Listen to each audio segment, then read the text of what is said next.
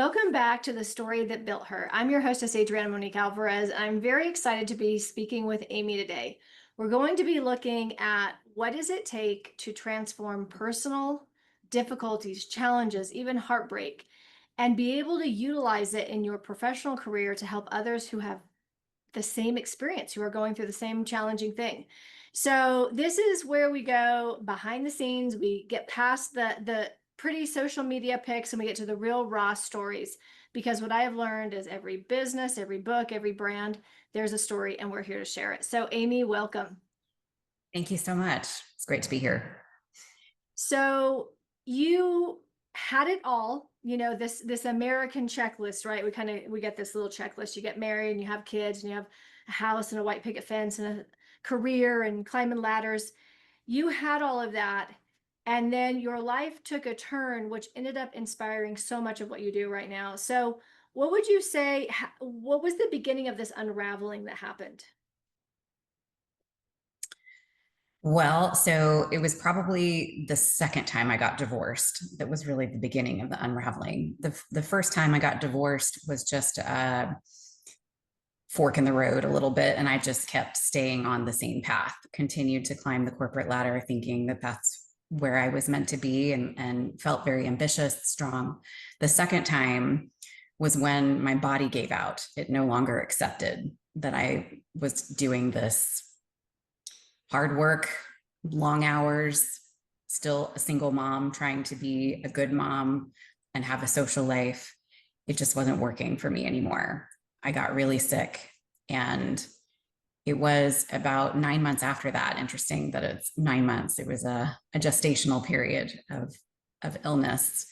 And when I was finally starting to feel a little bit better, went to a yoga class. And at the very end of the class, legs up the wall pose, I'm very zen, relaxed, and a voice comes to me. This was the first and last time that this has ever happened to me, but I still hear it in my mind. And the voice said, Amy, you need to use your professional expertise and your personal experience to help other people with the financial issues and decisions in divorce.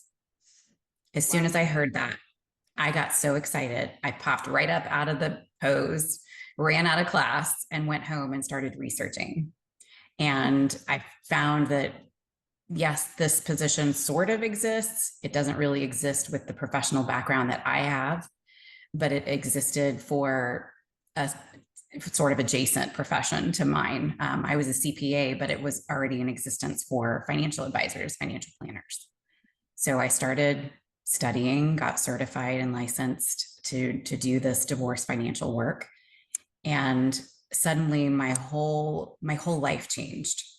I was still in a corporate environment at that time at a CPA firm, but I was finally doing something that felt meaningful to me. I was no longer making the greedy richer, which is what it felt like I was doing in my profession as an auditor in the CPA world, working in corporate finance. And so shifting to being able to help individuals with their financial struggles and challenges through the divorce process and just decisions just filled up my cup, and it just made my heart swell. I felt so good to be able to support these people and give them some peace and know that they were going to be okay. And that's how I knew I was on the right path. Immediately after that, I started making more money. I started feeling better physically. I knew that I was on the path that I was meant to be on. Mm. You know, this is something that I find very interesting, because a lot of the women I interview, they tell me that when they knew they couldn't keep going is when their body stopped. Their body told them, you know what? Yeah, no, that we're not doing this anymore. And this is something that I find so fascinating, because you said the first divorce, it was sort of like a blip, Yep, keep trucking, keep doing it. I've got a mission, I've got a goal, I'm going to do the things, I'm going to, right? The interesting thing that I find is we're all kind of sold this dream. Yeah. What it can look Mhm. slightly different for various people, but ultimately, we're not built to live that way. And you found that out. What what would you say in your health, in your physical body shifted when you stopped that career that was so much output and long hours and like you said, doing work that you actually didn't feel good about? Your conscience was conflicted to being able to do the work you do now. What would you say shifted physically? Well, I'm still in process of that shift, by the way. So, uh, when I was working in alignment with what was meant for me and what felt meaningful, I had thyroid issues. It was autoimmune stuff that was happening to me back after that second divorce. Now it's even different. It's morphed into mold illness. And so I say it now because I'm also in that same place now where I've been working in this divorce space for several years. And I'm feeling that drive to do something else because the legal system is so broken that even though it was warming my heart to be helping people through the divorce process, I was limited to the things that I could do for people because the system is just so broken and it is not fair. It's not reasonable. And so I still feel this pain doing a lot of this work because of the limitations that it causes. And I'm feeling called to do something else, but I cannot shift over to that yet, which is why I think my body is in that place again. It's this autoimmune stuff with cortisol and thyroid issues that just seems to keep popping up that are stress related. Yeah, I told you before we went live that one of the things I loved in reading your overview and your application was this subject of reinvention and giving ourselves permission to reinvent and to do it again and again and just follow our nose, follow our heart. It's like we're here for a little bit and then there's going to be this expansion and it's going to evolve into something else. And that's what I love about your story. And I told you, this is most of my clients are going through this. I'm going through this. There's periods of time and seasons where it's this opportunity to reevaluate and Mm-hmm. go, you know what? I like these aspects. I feel limited by these. There's got to be a better way for me and for them, right? Because that's the other thing I think that we learn at a certain season of life is if it's not good for me and I'm feeling it physically, mentally, emotionally, then there's a better way for them as well. Mm-hmm. And it all feels like it's meant to be this way, like the trajectory needs to go this way, that we are constantly evolving. And we've had this programming, like you brought up before, that part of the American dream programming is that a career change means a lot less money. A second career, a different career later in life means a lot less money. And that's a false belief, false programming. So I see this in my clients too. It's that we have to go with what feels interesting and motivating to us in that time, in that season of our lives. And so for me, I needed to be climbing the corporate ladder to understand what that was like, to be able to help like break that down. I needed to be in this divorce space to see that it's a mess so that I can help repair that or help people avoid that. Now I'm starting to prepare trainings and things for other finance professionals to help them advise their clients earlier in their lives so they don't end up in these terrible situations in the divorce process or probate, either one, as Yeah. marriage ends in divorce or death, one way or another, unless they're lucky enough to sink together on the Titanic. Right. So they need to know how to handle things and make better decisions earlier in their lives so they don't end up in these really troubled places in divorce or probate. So now I feel really called to start working on helping people earlier so that they're not needing my divorce services anymore. And so this just feels like it has to be, each step has to be that way so that I can learn what I need to know in order to take the next step. So it's Yes. perfect. It's always perfect. We're always exactly where we're meant to be in every moment. And I love that because it's easy to get caught up in this, well, if I would have known this from the beginning, and it's no, every season has those lessons and like you said, couldn't couldn't have actually known it, like you know it, Right. having been in it, Right. lived it. So what would you say? I know we were talking about this whole combination of being able to have, like, when somebody's going through personal transformation, when there's major changes and we're sitting in this that middle part where nothing is figured out, and we're neither here nor there, and everything feels up in the air. What would you say is most helpful in these seasons? You're describing my life right now in this moment. I Well, keep, I see, I'm keep, just I'm just describing mine. That's it. right. I mean, I feel like that, like you're really reaching a lot of us, especially right now. It feels like, I feel like I'm sitting on the bench yelling, "Hey, put me in, coach. I don't know what to do yet, but put me in so I can figure that Right. out." Yeah. But what I find myself doing each day is taking note and being grateful of the things that I do have. Like, yes, I am still really unwell physically, and dealing with the mold illness is very long-term healing process. But the benefit of it is that I've learned how to make a really good living in only a few hours of work a day. And I would take that gift anytime. Like, I will deal with mold if that's what it means that I gain from it. Absolutely. Because the rest of my life will be so much easier. And so I think, taking note of the benefits of the experience that we're having even right now in this, what feels like maybe a void period, is really helpful. And just also looking out for the signs of what's coming to you that might be pointing you in the direction of what's next. We just go about our day to day, not really paying attention and not being living in that moment, and we miss it. We miss the messages that our heart is giving us, or our intuition is telling us. And so just being present and allowing it, and not trying not to get so frustrated with not knowing what the next thing is yet, is really, that's the best advice I could What? give people. Absolutely. That's something that I've noticed. And first you have to become aware of it, right? So I would find myself in the frustration going up and the trying hard. And this has become a sign, almost like the kettle on the stove, the whistle is going off of, like, oh, you're on the wrong track, right?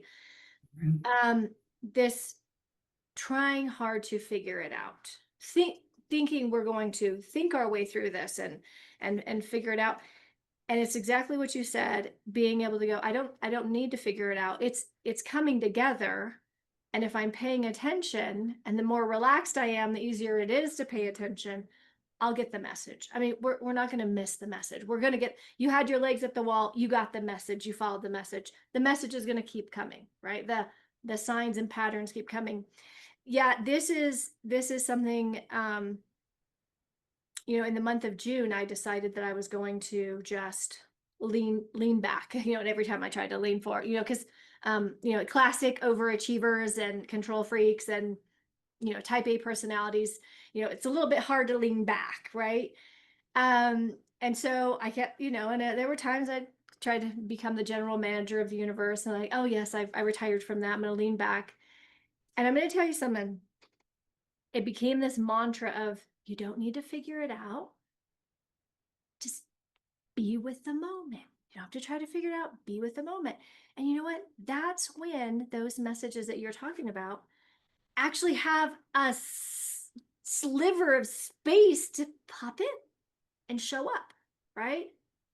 And then it's such relief and joy, because even the tiniest message reminds us, oh, yes, I'm here for a reason. I'm taken care of. I have a purpose. All is well. It's all working out. And what do you know? I didn't have to make it happen. We didn't have to push so hard. Mm-hmm. Didn't have to push so hard.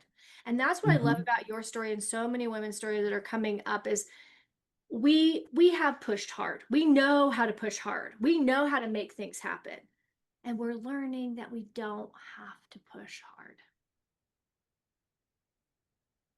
Yeah. In this season that you're in right now, And I actually love that you're in the in between, because I find it can be frustrating, it can be scary, it can be uncomfortable, but it can also be so rich, so incredibly rich, so incredibly special, because once we have it all figured out, we're on a wholly different track, right? Yeah. When we were in Messenger, you said you bring this, spiritual awareness, but also you have this very practical, logical background and training. Mhm. How are you bringing both of these together? And do you think that this spiritual awareness is also what's opening up this new chapter for you? 100%. This is what's opening up new chapters. Each, I feel like I'm on a spiritual slow drip. Like I get my downloads or gifts in slow drip form so that it doesn't overwhelm me and scare me away. Yes. So, and so, yeah, I feel like especially in the last couple of years, I've really started to notice the signs, and for me, it makes perfect sense why the signs look the way they do. They're in numbers because I'm a numbers person. I love this. So yeah, and so it really a couple of years ago, this really got me excited too, kind of renewed energy in my divorce work was when I realized all about, well, and I shouldn't say realized, like I again was reintroduced to numerology and all of the information that comes from a person's numerology that tells us about their path, their personality traits, their challenges, their gifts, all kinds of things. And so I was so excited about learning about it that then I would get so blah about doing my work with people. I'm like, no, I really want to study numerology. I don't want to be working with my clients, but I can't make money studying numerology yet. And then all of a sudden, I had this idea that I could actually use my clients' numerology to help them figure out their choices, their decisions related to the financial issues in their divorces. Because then I knew more about what they were here to do and what their personalities were. Part of my business is that I'm a mediator. So I developed this whole new system of mediation. I call it my mediation on steroids package. It really helps people avoid the legal system. So they don't have to hire attorneys and litigate and spend so much money. They just hire us to do this for them. And so in that process, we do a lot of planning work up front. And all I need to ask them for is their birth date and their birth name. And behind the scenes, I'm running their full numerology charts so that when we get to mediation, I know already what's underlying the arguments that they're having and why. I know the why. So I'm able to get into that conversation. I'm also using my intuition too, along with their numerology, but I'm able to help them take the emotional issue out of the conversation and deal with that separately so that then they can negotiate more logically and rationally, and so that everyone walks away winning as opposed to giving all their money to the legal system. Yeah, we know where that's going to go once you get into. Okay, so Amy, you just made my day, because I was introduced to numerology and fell in love with numerology through a CPA who figured out, oh, I don't just crunch numbers. I love and so she made a shift from being a CPA to a numerologist. I'm going to share her Facebook with I was you. going to say, I need to know this person. You need to know her. And I absolutely love numerology, and I use it with my clients. So I have to know, what's your life path number? Can we talk numerology? Yes, please. So I'm a life path 5. Oh, I love it. Which Yep. explains why my career continues to evolve. Yes, it does. 5 is all about change and progress and travel. I love traveling too. And then my destiny number is 11. It's a master 11, which is very spiritual. So those are the two like main numbers for most people. Yes. That tell us a lot about what they're here to do and what they're here to experience. So yeah, 11 means like I'm here, I'm supposed to be some type of spiritual leader in this lifetime. Absolutely. So leading by example is what I feel is what I'm feel led to do, feel called to do. And that's what I'm doing. I'm developing ways to integrate spiritual tools like numerology. I also love astrology, human design, the gene keys, Oh, okay, all okay, of those okay, things. okay, hold on. What's your human design? So I'm a manifesting generator. Okay, perfect. Yep, me too. Not surprising at all. Yes, we are the ones that push, push, push, right? We're the ones that Exactly. overwork ourselves. Yeah, the generators and the manifestation. And that stuff is so valuable to know that I realized that all of the finance professionals, really all client service professionals in all industries, could really benefit from understanding and utilizing this information to better assist their clients. But it also creates efficiency in their work. I had a conversation with a realtor recently explaining to her that if she understood her potential clients, numerology, human design, whatever tool reach her the Oh my most, gosh, she would know how they like to be communicated with most. big And time. then she would know if it even was worth it to send those cards in the mail or emails or whatever to Bingo. each person so she could spend less money and really know how best to connect more deeply with these people. It just, and she was so excited about that, she started doing it. And I think that's part of my next path, is to start training these other professionals how to integrate these tools into their client service businesses and create efficiency, but also just develop deeper relationships with their clients. Yeah, I love that. Absolutely. That's what I found as well is I couldn't work with a client and not know this information because I could be giving a projector a strategy that was actually more appropriate for a manifesting generator. Or, like you said, a life path 3 is going to be very different than a life path 7. And, just knowing this. And actually we're selling our house and I'm using it with the house. I live in a 8 house Me and too. you did. So I find it so fascinating. And this is what I love is that this information, like when we look at this, it is as real and solid as anything else. And what I love is that professionals are pulling it into what they do so that they can be better and that there can be a better outcome. And like you said, I completely agree. You can be more efficient because there's less experimentation necessary. Because it's kind of like, well, this could work for a certain percentage of my clients, but it's not going to work very well for another percentage of them. And so we can just really zero in and be more precise. Exactly. That's exactly right. So, what is your life path? My life path is a life path 3, Oh, that makes sense. right? Big, Communication. big shocker. Communicate as long as I run my mouth, all is well. I interview people, I do storytelling, ch champion stories, tell my story. So yeah, and also networking, right? If I talk with other people, then I know you, then I can, oh, I got to introduce you to Shay, and then that's just how it works. Mhm. I love that. It's so much fun. And it makes it so much more fun too to be playing with numbers. Like I love puzzles too. So, it's like solving a puzzle is, Yes. and yet it's also doing so much good for the other person, for the client or even a colleague. It doesn't matter. It's like taking the Myers-Briggs and the, disc, like all those person, even the Enneagram profiles to like a much higher, a much, much better level. Much better level. I agree. I use it No with my matter kids what. all the time. I've got a Mhm. life path 1 and I've got a life path 4. My husband's a 22, and it just all makes Oh, sense. Once you know who you're looking at, it's like, oh yes, I can begin to see what you value and the lens that you look through, and I can see where we overlap or where I might need to communicate this differently. It's so powerful. mhm.